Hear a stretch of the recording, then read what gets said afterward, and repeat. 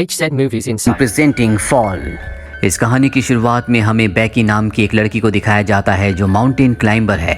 उसकी अभी अभी डैन से शादी हुई है।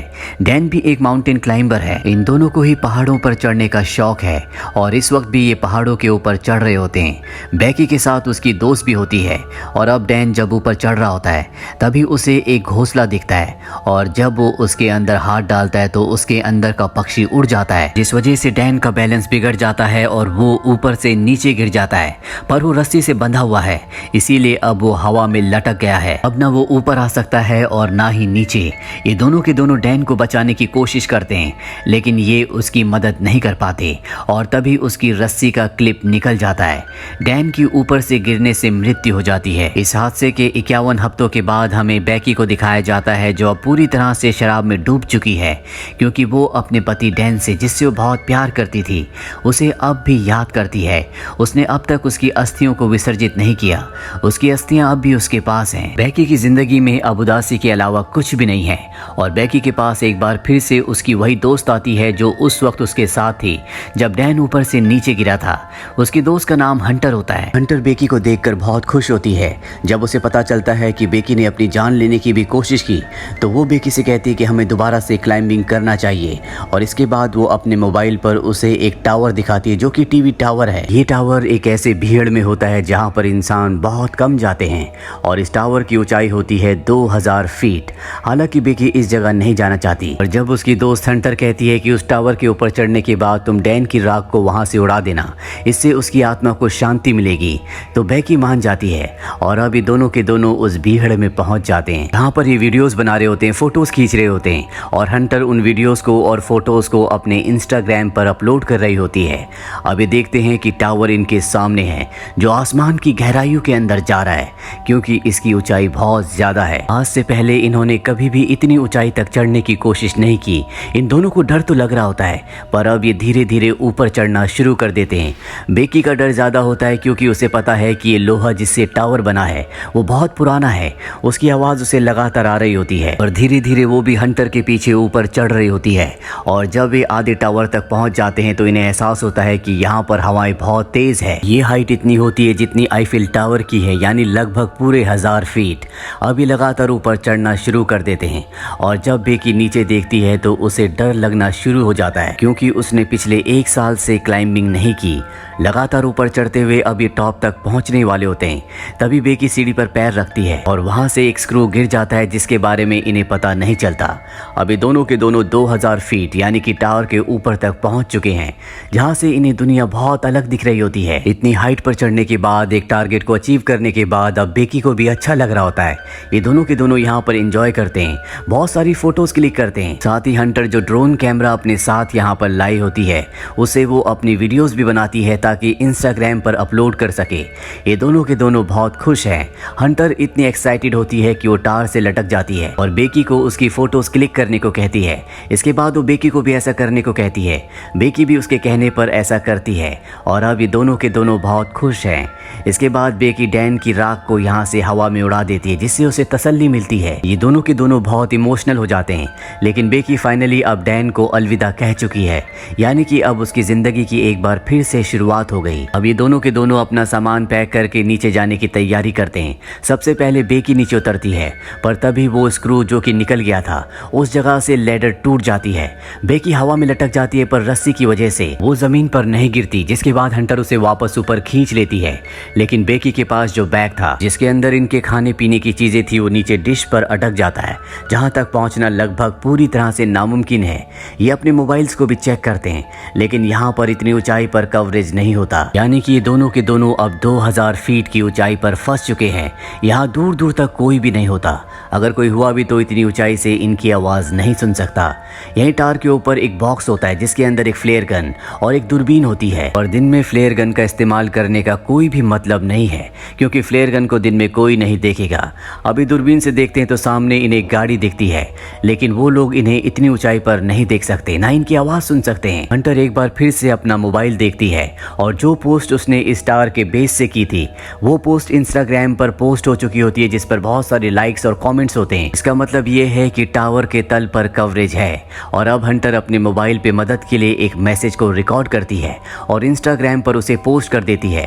इसके बाद वो अपने मोबाइल को रस्सी से बांधकर टावर से नीचे लटकाती है ताकि कवरेज आए और उसका मैसेज पोस्ट हो जाए।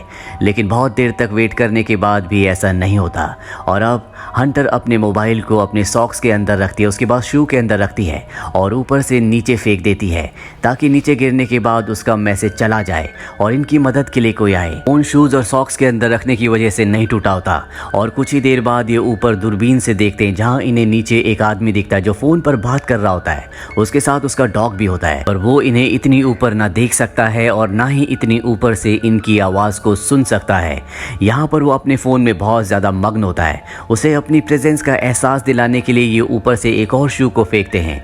हालांकि वो शू तो देख लेता है, लेकिन उसे ऐसा लगता है कि ये पहले से यहाँ पर था और वो अपने डॉग के साथ वहाँ से जाने लगता है। हालांकि बेकी यहाँ पर फ्लेयर गन चलाने की कोशिश भी करती है, लेकिन हंटर उसे रोक लेती है और कहती है कि रात होने का हमें इंतजार करना होगा, रात को वो हमारी फ्लेयर गन को देख लेंगे।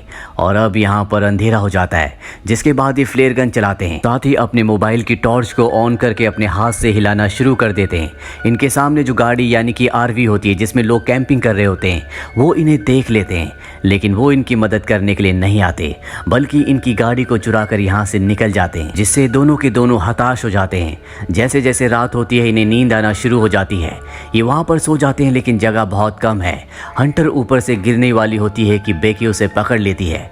तभी वो देखती है कि उसके पैर पर एक टैटू बना है जिस पर लिखा होता है 143। ये देखकर बेकी हैरान हो जाती है, क्योंकि उसका हस्बैंड डैन उसे हमेशा कोड वर्ड में आई लव यू कहता था, यानी कि 143।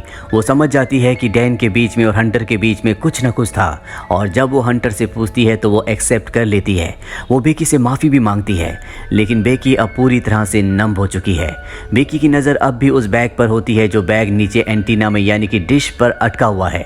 उसके अंदर इनका ड्रोन और खाने पीने की चीज़ें हैं। किसी भी कीमत पर इन्हें उस बैग को ऊपर लाना होगा, पर वहाँ पर सीढ़ियाँ नहीं होती, इसीलिए उस बैग तक पहुँचना इतना आसान नहीं है। पर हंटर जो कि बहुत ही साहसी होती है, वो रस्सी की मदद से नीचे जाना शुरू करती है, पर इससे पहले कि वो डिश तक पहुँचती रस्सी खत्म हो जाती है। हंटर जंप लगाकर डिश तक पहुँच जाती है। अब उसके पास बैग है, लेकिन रस्सी उससे दूर होती है। वो सेल्फी स्टिक की मदद से बैग को रस्सी में अटकाती है और इसके बाद खुद भी जंप मारकर रस्सी को पकड़ लेती है। पर रस्सी से ऊपर चढ़ना इतना आसान नहीं है, क्योंकि इसमें बहुत ताकत लगती है और उसके हाथ जख्मी हो रहे होते हैं, जिस वजह से रस्सी उससे छूट जाती है, वो नीचे गिर जाती है। बेकी जब नीचे देखती है तो वो अब भी रस्सी से अटकी हुई होती है और वो उसे रस्सी के साथ ऊपर खींच लेती है, जिस वजह से उसकी जान बच जाती है। अब इनके पास इनका ड्रोन है जिसे ये मदद मंगवाने के लिए यूज करना चाहते हैं। ये एक पेपर पर लिखते हैं कि हमें मदद की जरूरत है, हम टावर के ऊपर अटक चुके हैं, और उस पेपर को ये ड्रोन के साथ फिक्स कर देते हैं और अब ये ड्रोन को उड़ाते हैं। पर तभी इन्हें पता चलता है कि इनके ड्रोन की बैटरी बहुत ज्यादा डाउन है, वो सामने दूर दिख रहे घर तक नहीं पहुंच सकता, इसीलिए इन्हें ड्रोन को वापस बुलाना पड़ता है। और अब एक बार फिर से रात हो जाती है। रात को जब बेकी सोती है तो ऊपर देखती है कि टावर के टॉप पर एक लाइट जल रही है, यानी कि वहां पर करंट है। वो बड़ी मुश्किल से ऊपर चढ़ती है और ड्रोन के चार्जर से उसे चार्ज करना शुरू करती है। जब तक ड्रोन चार्ज नहीं होता उसे वहीं पर लटका रहना पड़ता है। ड्रोन जब पूरी तरह से चार्ज हो जाता है तो बेकी नीचे उतर जाती है, जिसके बाद ये ड्रोन पर उसी चिट को लगाते हैं जिस पर इन्होंने लिखा होता है कि इन्हें मदद की जरूरत है, और इसे उस घर की तरफ भेजते हैं जो सामने दिख रहा होता है। पर इससे पहले कि वो घर तक पहुंचता वो एक गाड़ी से टकरा जाता है, जिससे इनकी आखिरी उम्मीद भी टूट जाती है और अब इन्हें कोई उम्मीद नहीं है कि कोई इनकी मदद के लिए यहाँ पर आएगा। बेकी की हालत बहुत ज्यादा खराब हो चुकी है। वो हंटर से कहती है कि तुम मुझे अपना शू दो, मैं एक बार फिर से मोबाइल पर मैसेज करके अपने डैड को सेंड करती हूँ। अगर हम उसे नीचे फेंकेंगे तो हो सकता है कि कवरेज आ जाए और मेरे डैड को हमारा मैसेज मिल जाए, वो हमारी मदद के लिए यहाँ पर आ सकते हैं।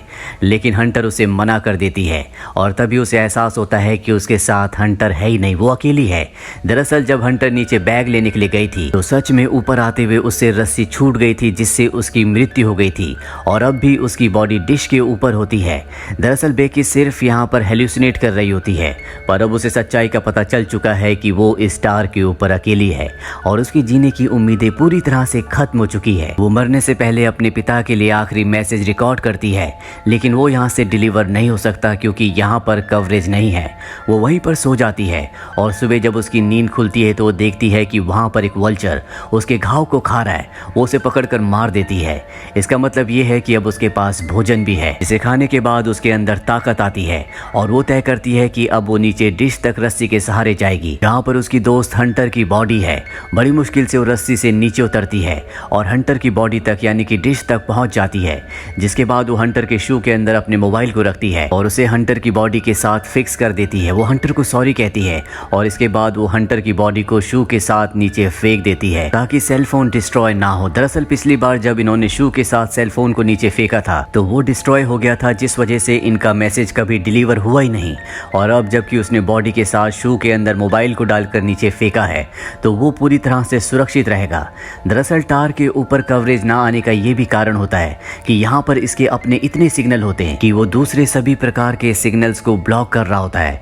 एक बार फिर से रात हो जाती है और बेकी के फादर यहाँ पर आ जाते हैं। वो देखते हैं कि टार के आसपास भीड़ है और वहाँ पर बेकी की डेड बॉडी है जिसे पुलिस ले जा रही है। ये देखकर वो पूरी तरह से टूट जाते हैं क्योंकि वो अपनी बेटी से बहुत प्यार करते हैं।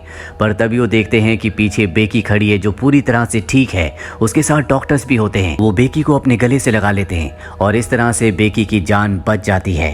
तो ये थी पूरी कहानी फिल्म फॉल की। ये फिल्म ईयर 2022 में रिलीज हुई थी। IMDb पर इसकी रेटिंग है 6.4। उम्मीद करते हैं कि ये कहानी आपको पसंद आई होगी।